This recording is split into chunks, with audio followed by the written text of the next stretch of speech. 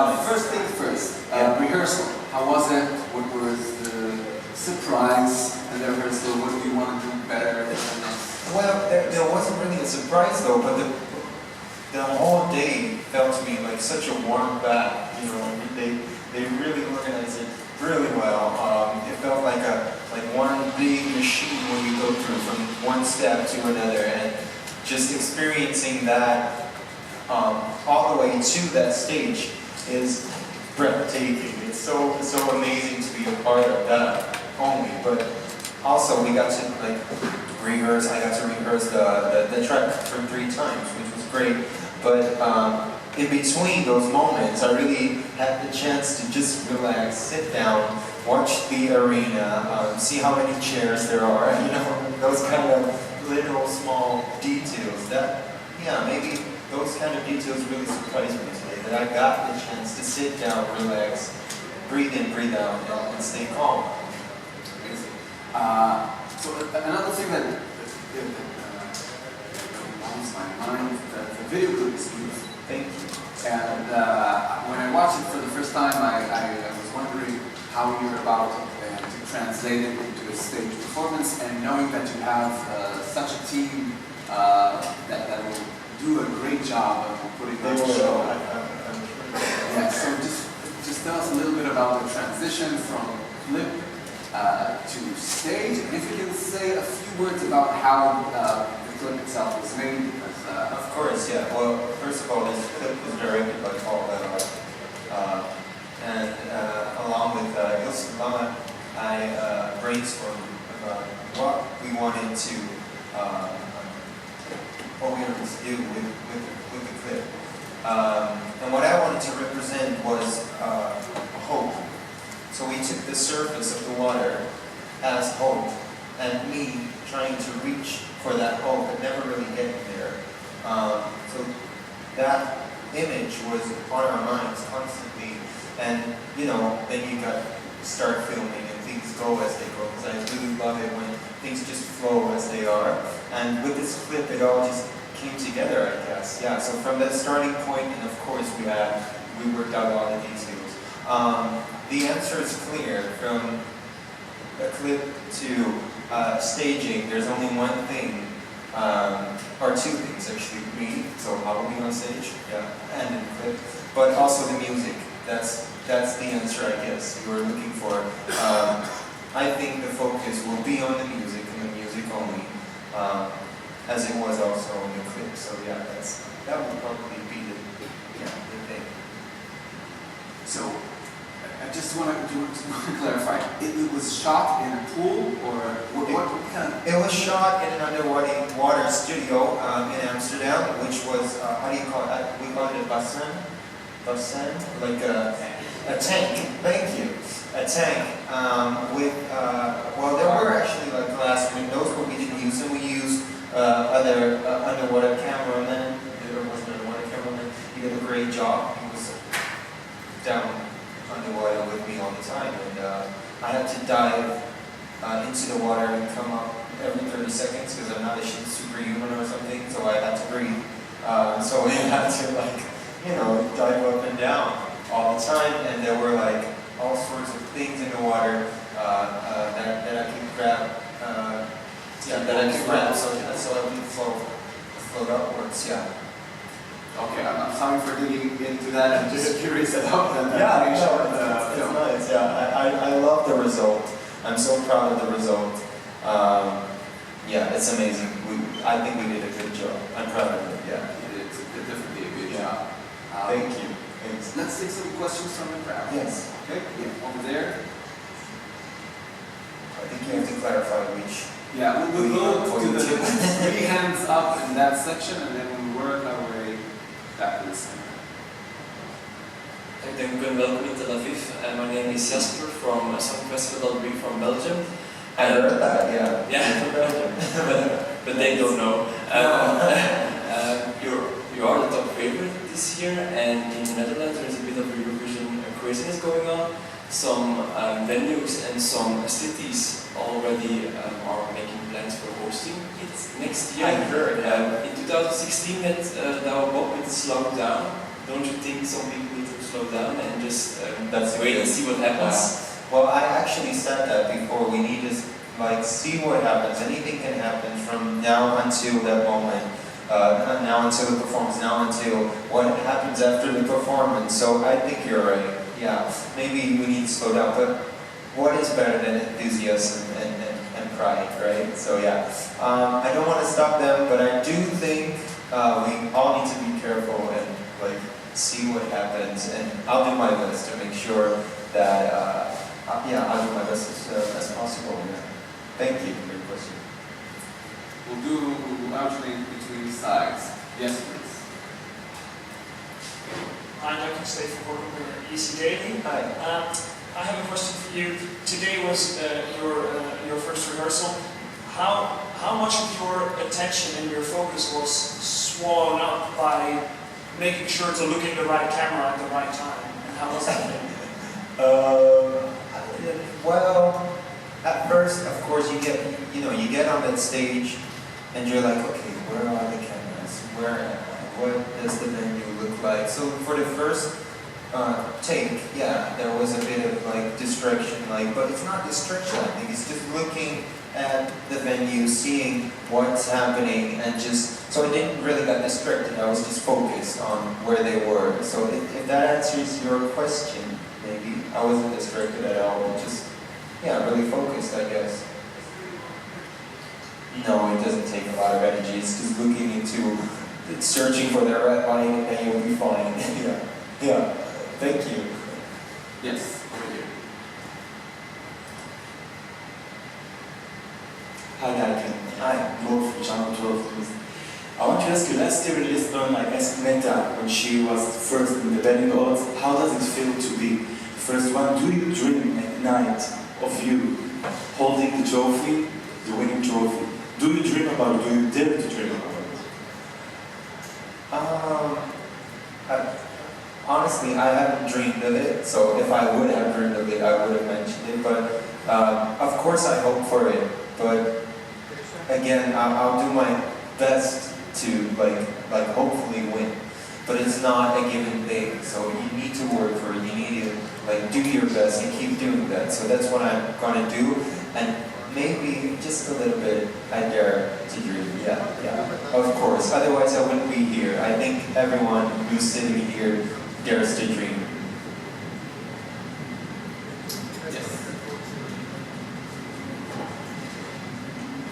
Hi Duncan, Alistair Birch from Europhile Australia. Hi. Can you cast your mind back to your first ever concert?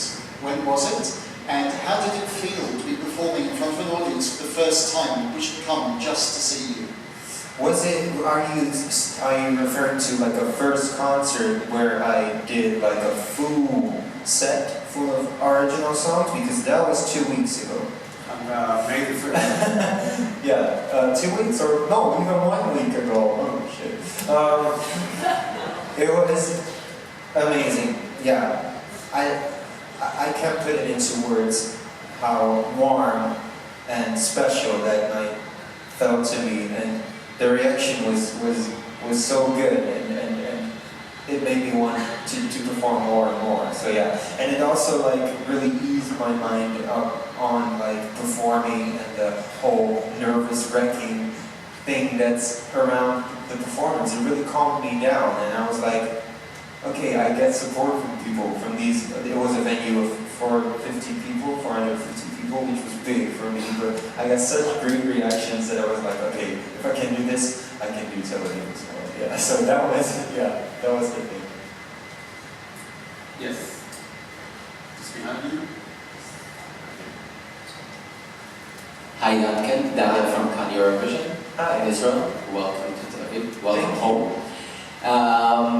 First of all, congratulations on an amazing rehearsal. Basically, you gave us everything that we needed for Eurovision 2019. So thank you for that, and props to whoever is involved. Thank you. My question for you is, you have a very close professional relationship with Ilse who represented the Netherlands in 2014. Can you tell us a bit more about the relation and how it is how it is now, and how it is helping you, if it is, and how how in general she guided you and if she gave you any tips. Well, first of all, Ilse was the one who called me and asked me if I was willing to participate for Eurovision. And I was like, yeah, but only famous people in Holland get to participate, so never will I ever get that chance. But after that, the committee was really positive, and then it all started. And from that point on, she was the one who kept me calm, who advised me artistically, who supports me wherever I feel the need to, and she's just an amazing person, who inspires me every day because she's so calm and so, she feels what I feel, I think. I don't know how to put it in words, but yeah, she knows what I mean. She knows how to do it because she has the experience that I don't have. And whenever I just say something where most of the times we're on that same line, and if we're not, we will be after just like a few words, and I'll be like, yeah, you're right, yeah, so it's, I don't know how to put it in words, but she's that person that really guides me through this whole adventure. Yes. Hi, welcome. Hi. I'm Leon, I'm from Marco Music here in Israel. Welcome to Tel Aviv. Thank you. You're young, and I think young people needs to be very happy, and the song is very, very, very sad. What it's about, and what is the connection of the song to you? Well, I based the story of this song on the story of a loved one that I lost. So, and she wasn't happy.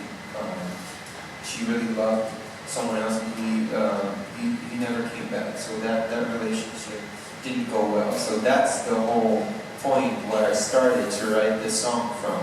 I started from that unhappy place.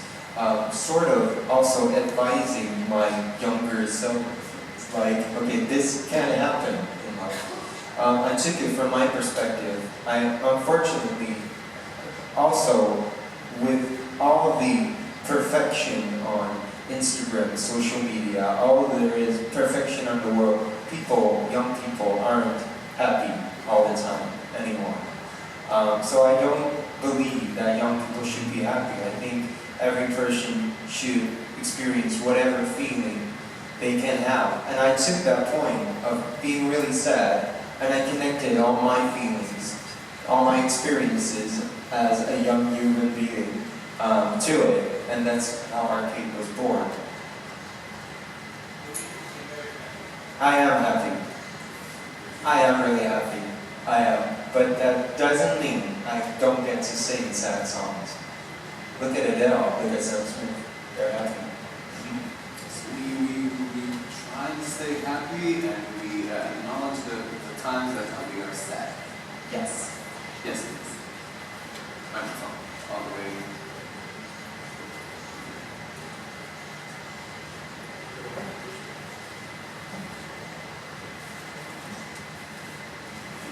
Hi, my name is Maciej. I'm from Eurovision.org in Poland. And in recent years, we don't often see solo artists that have like an instrument on the stage at Eurovision. And what I would like to ask is, what's the explanation you put it on the stage? And the second part is taking into account that we don't have live music in the contest. So what is your opinion about that? Thanks. Well, actually, I wanted to take it back to the point of where I wrote Arcade, which was behind the piano, so yeah. That's the answer.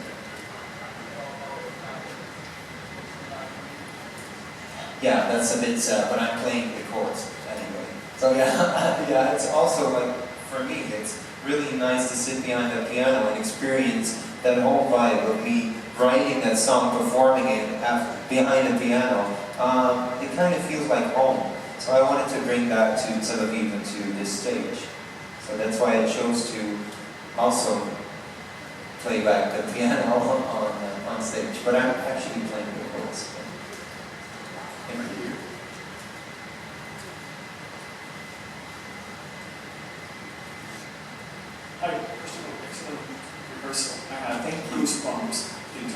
Thank you very much. You've been the front runner from the very first day.